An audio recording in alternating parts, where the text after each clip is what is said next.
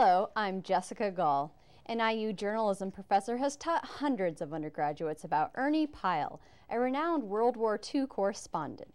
But this year, he had a chance to share Ernie's story with those who have a personal connection to the subject.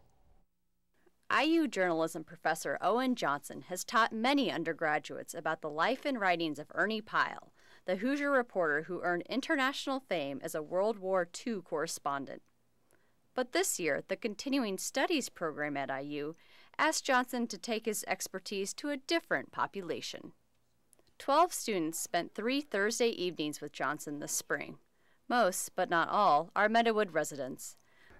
The people who lived through World War II are naturally interested in the subject, so you can open up and develop whatever way you want to go, whatever way they're interested in. Jane Lehman graduated from high school in 1945, and she remembers reading Pyle's columns to get the latest news. Well, his was a more personal approach. You felt like he knew the people involved, whereas the newspaper, it wasn't television in those days, you understand. It was just radio and newspaper, and that was all sort of official news, but not personal. So his outlook was more one that you could relate to. Johnson is working on a book based on more than 1,200 of Pyle's personal letters to his friends and family. The students in Johnson's Continuing Studies class say they can't wait to read it. Lieutenant Governor Becky Skillman plans to lead a 26-member delegation to China to meet with government and university officials and trade groups.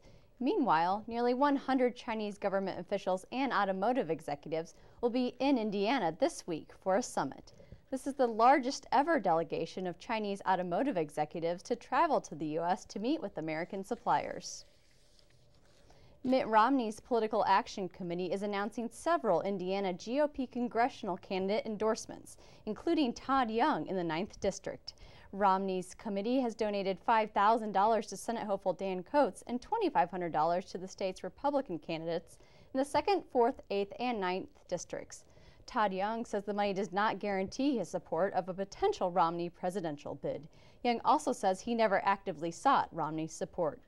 A quick look at weather tonight, mostly clear, lows in the mid-60s. Tomorrow, partly cloudy, another hot day in the mid-80s. For more on these stories, go to indianapublicmedia.org.